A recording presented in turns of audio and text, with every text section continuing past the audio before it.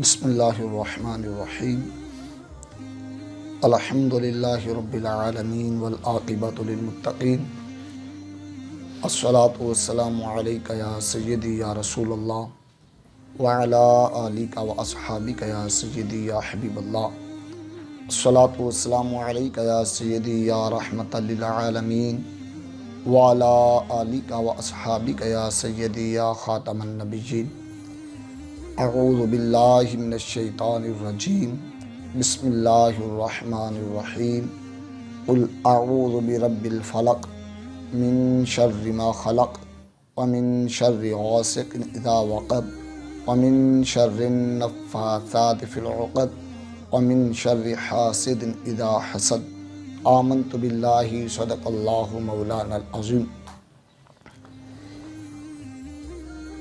سورہ فلق آپ احباب کے سامنے تلاوت کی ہے۔ اس کے اندر دو قول ملتے ہیں۔ ایک قول یہ ہے کہ یہ آیت سورت مدنی ہے، دوسرا قول یہ ہے کہ یہ سورت مکی ہے۔ یہ سورت اس موقع پر نازل ہوئی جب نبی دو عالم نور مجسم صلی اللہ تعالی علیہ وآلہ وسلم کی ذات اقدس کے اوپر لبید بن عاصم یہودی کی بیٹیوں نے مل کر آقا کریم علیہ السلام کی ذات پر جادو کیا۔ وہ جادو کوز روان نامی کنویں کے اندر دفن کیا گیا، جس کے اندر 11 گراہیں لگائی گئیں۔ نبی کریم علیہ السلام کے منہ مبارک اور اس کے ساتھ آپ کی کنگھی کے چند دندان مبارک اور اس کے ساتھ انہوں نے ایک پتلا سا بنا کر وہ بھی اس کنویں میں دفن کیا۔ یہاں پر بات کا آغاز کرنے سے قبل ایک بات ضروری سمجھتا ہوں کہ قرآن مجید فرقان حمید نے نبی دو عالم نور مجسم صلی اللہ تعالی علیہ وسلم کا ارشاد فرمایا، واللہ یعصمک من الناس۔ اے محبوب، یہ جو لوگ آپ کو نقصان پہنچانا چاہتے ہیں یہ آپ کو نقصان نہیں پہنچا سکتے۔ اور قرآن نے دوسرے مقام پر کہا کہ جو آپ پر سحر جادو کرنا چاہتے ہیں ان کا جادو آپ پر نہیں چلے گا۔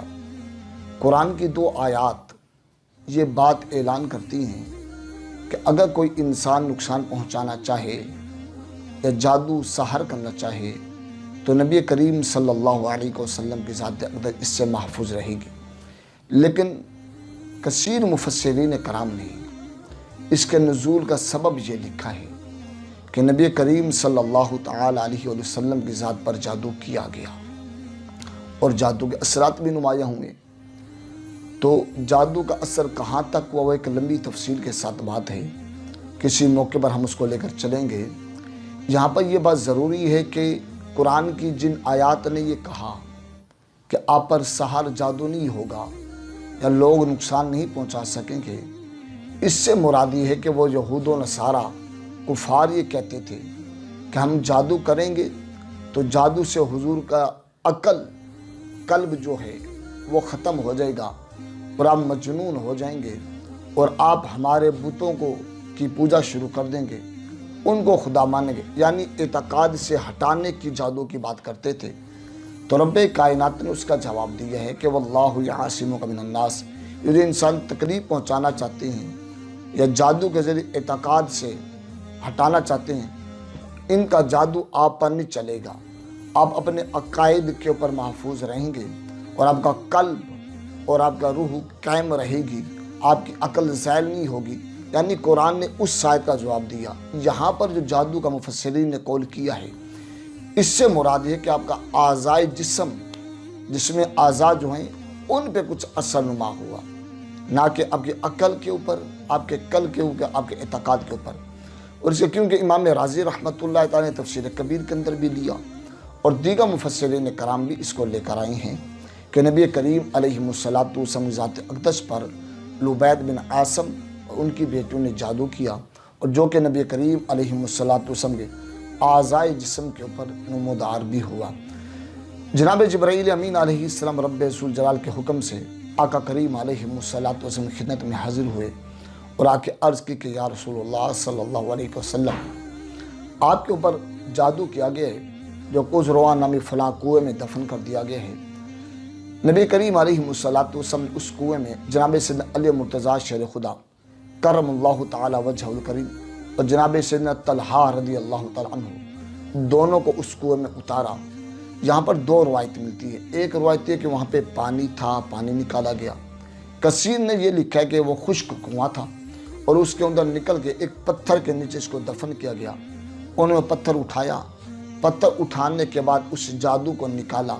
نبی کریم علیہ وسلم نے صورت کی، یعنی یہ صورت اس سے آگے والی صورت الناس، اس کی 6 آیات بینات، اس کی 5 آیات بینات، ان کو تلاوت کرتے جاتے، ایک ایک آیت پڑھتی جاتی، وہ ایک ایک گرہ کھلتی جاتی، یعنی 11 گرہیں اس طرح سے کھل گئی۔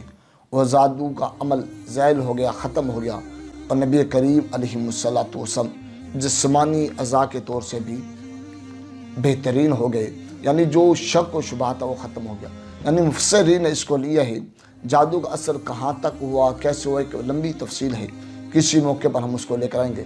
قرآن مجید فرقان حمید کی ان آیات و صورت کے بارے میں نبی کریم صلی اللہ علیہ وسلم کے کئی اقوال ملتے ہیں، جیسے کہ ہمیں المستدرک کے اندر ملتا ہے، حضرت علقمہ بن عقبہ بن عامر، حضرت عقبہ بن عامر رضی اللہ تعالیٰ عنہ روایت کرتے ہیں کہ میں نبی کریم علیہ السلام کی باہگاہ میں حاضر ہوا، جا کے عرض کیا میں نے، یا رسول اللہ صلی اللہ علیہ وسلم، میرا دل کرتا ہے میں سورۃ یوسف اور سورۃ ہود کی تلاوت کیا کروں، میں ان کو پڑھنا چاہتا ہوں۔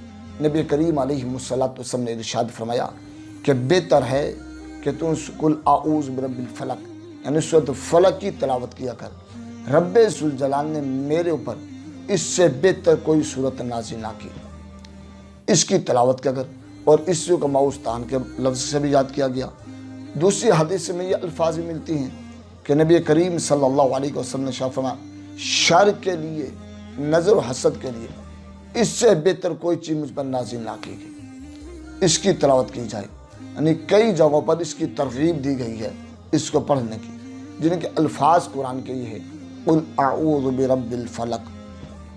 اے نبی علیہ السلام اعلان فرما دیں، اعوذ برب الفلق، وہ سو صبح پھوٹتی ہے، صبح جو پیدا ہونے والا ہے اس کی بات، من شر ما خلق، اور وہ جو خلق کا شر جو ہے، مخلوق کے شر کی بات۔ دوسرا من شر غاسق اذا وقب، اور وہ جو ڈوبنے والا جو ہے اس کے شر کی بات کی۔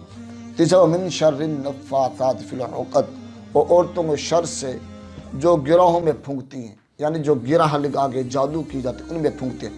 ومن شر حاسد اذا حسد، اور اس کے شر سے جو حسد کرنے والا جب وہ حسد کرے اس کے شر سے بچا۔ قرآن مجید فرقان حمید کی اس صورت نے شر سے بچنے کی بات کی۔ اب یہ دیکھنا ہے کہ یہاں پر جو قل اعوذ برب الفلق کا لفظ ہے کہ صبح پیدا ہونے کے، یہ کیوں کہا گیا کہ پیدا ہونے والے کی پناہ، اس کی پناہ جو پیدا ہونے صبح کی، اس کا سبب کیا ہے؟ مفسرین نے اس کا جواب دیا ہے، اس کا سبب کیا ہے؟ مفسرین فرماتے ہیں اس کا سبب یہ ہے کہ جادو کا جو عمل ہوتا ہے وہ عمومی طور پر رات کے پیچھے پہر میں کیا جاتا ہے، اور یا وہ چاند جب غروب ہو رہا ہوتا ہے، یعنی چاند کے آخری ایام ہوتے ہیں ان میں جادو کا عمل کیا جاتا ہے۔ تو اس سے مطلب جب وہ صبح نئے چاند کی پھوٹنے والی، رات کو غروب ہونے والا ہو، اس سے کی پناہ مانگی جائے۔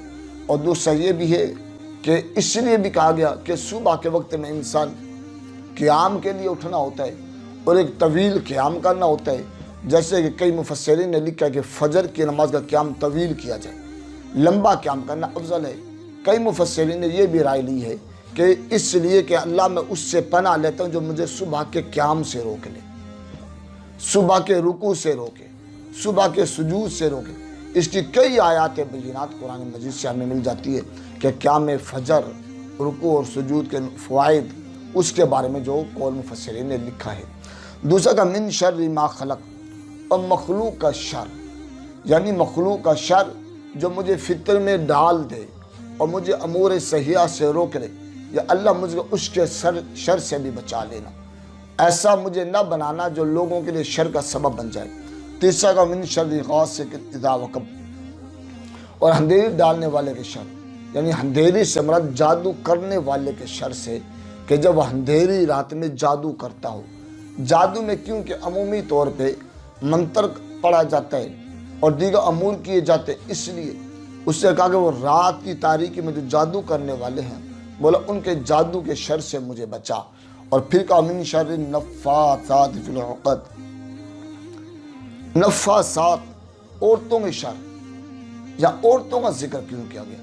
مفسرین کی ایک جماعت اس پر متفق ہے کہ اس کا سبب یہ ہے کہ عورتیں کم عقل ہوتی ہیں اور ان میں انتقام کا جذبہ زیادہ ہوتا ہے، اس سبب سے وہ جادو میں کثرت سے پڑ جاتی ہیں۔ اور کئی مفسرین جیسے امام رازی نے کہا ہے کہ اس سے مراد یہ ہے کہ لبید بن عاصم کی بیٹیاں کہ جنہوں نے نبی کریم صلی اللہ علیہ وسلم کی ذات پر جادو کا عمل کیا، اس سے وہ لوگ مراد ہیں، یعنی ان کے شر سے جو عورتیں جادو کرنے والی ہیں اور جو عورتیں گرہ لگانے والی ہیں۔ اور گرہ پہ مفسرین نے کہا کہ جادو کے کثیر عمل جو ہیں ان کا طریقہ یہ تو دھاگا لے لیتے ہیں، وہ پڑھائی منتر کی کرتے ہیں اور ایک گرہ لگا دیتے، پھونک دیتے ہیں، اور وہ گرہ اس طرح لگاتے جاتے ہیں، پھونکتے جاتے ہیں۔ اس کی مثال رب نے دی کہ من شر النفاثات فی العقد، وہ جو گرہوں میں پھونکتی ہیں نا عورتیں، جادو کرتی ہیں، یا اللہ ہمیں ان کے شر سے بھی بچا۔ اور آخر میں کہا ومن شر حاسد اذا حسد، اور وہ حسد کرنے والا جب حسد کرے اس کے شر سے بچا۔ حسد کے اوپر مفسرین نے لکھا کہ حسد جو ہے ایک ایسی مرض ہے جو کہ انسان کو گرا دیتی ہے اور نظر گرا دیتے ہیں۔ تو قرآن نے ان کی مثال دی ہے کہ حسد کرنے والوں سے بچا جائے، ان کے شر سے رب کی پناہ لی جائے۔ قرآن مجید فرقان حمید کی صورت نے واضح کیا ہے کہ جادو کے امور، یہ ساری چیزیں جو ہیں یہ عورتوں میں بھی پائی جاتی ہیں، اور ان کے شر سے بچنا یہ سنت مصطفیٰ صلی اللہ علیہ وسلم ہے۔ جادو کے امور اور ان کے لیے ان سے بڑھ کے عمل کوئی نہیں ہے۔ مصطفیٰ کریم صلی اللہ علیہ وسلم کی حضرت ابو سعید خدری سے روایت ملتی ہے کہ فرمایا صبح کے وقت اور رات کے وقت تین مرتبہ سورۃ اخلاص، سورۃ فلق اور سورۃ ناس کی تلاوت کر لی جائے تو اللہ ہر شر سے محفوظ فرمائے گا۔ اللہ رب العالمین قرآن کی سمجھ عطا فرمائے۔